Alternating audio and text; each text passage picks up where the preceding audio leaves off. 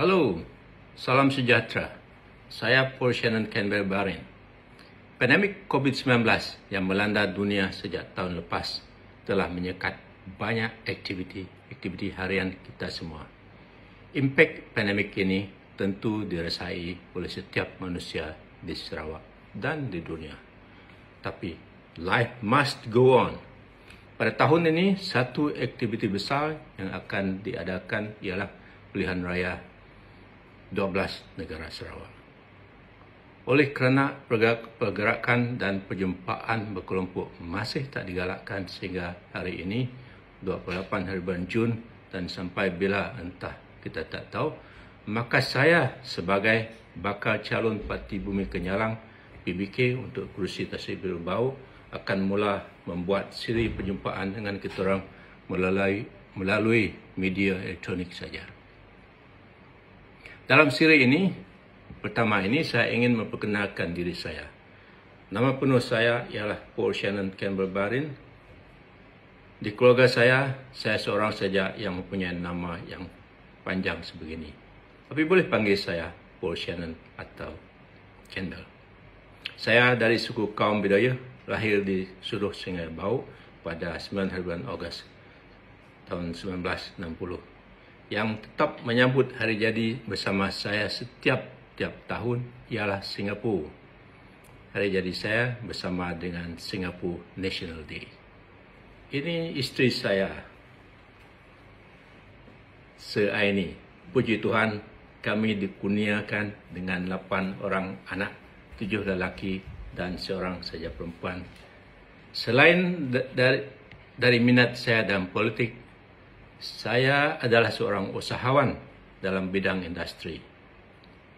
Kerjaya saya sebagai industrialist bermula dengan training saya untuk menjadi seorang instruktor di Industrial Training Institute di Penang. Saya juga pernah bekerja di Sesco Training Center dan Mechanical Workshop Sungai Bau pada tahun 1983 hingga 1985 sebagai seorang instruktor dan machine setter. Selepas Sesco, saya pergi ke Bintulu untuk bekerja di Malaysia LNG hingga saya letak jawatan dalam tahun 1997. Saya resign kerja saya untuk mengejar impian saya untuk menjadi seorang usahawan.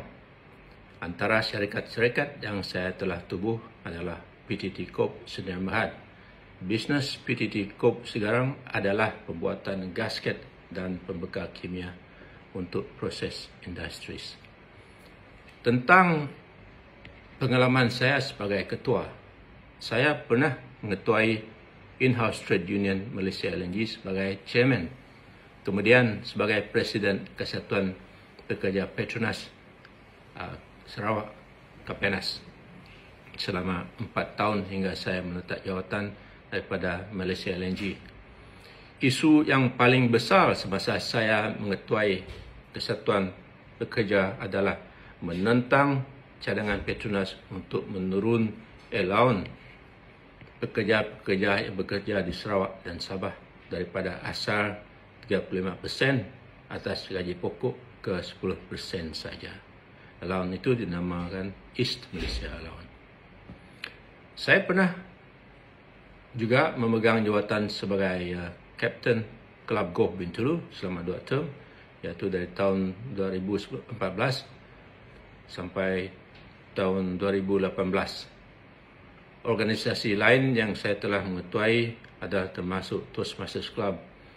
Sehingga hari ini, saya masih lagi seorang ahli Toastmasters International sejak tahun 1993. Program postgraduate yang saya telah mengikuti adalah MBA in Leadership and Sustainability, itu daripada University of Cumbria, UK. Tentang kegiatan politik, ini adalah kali pertama untuk saya. Saya belum pernah jadi ahli parti politik lain sebelum ini.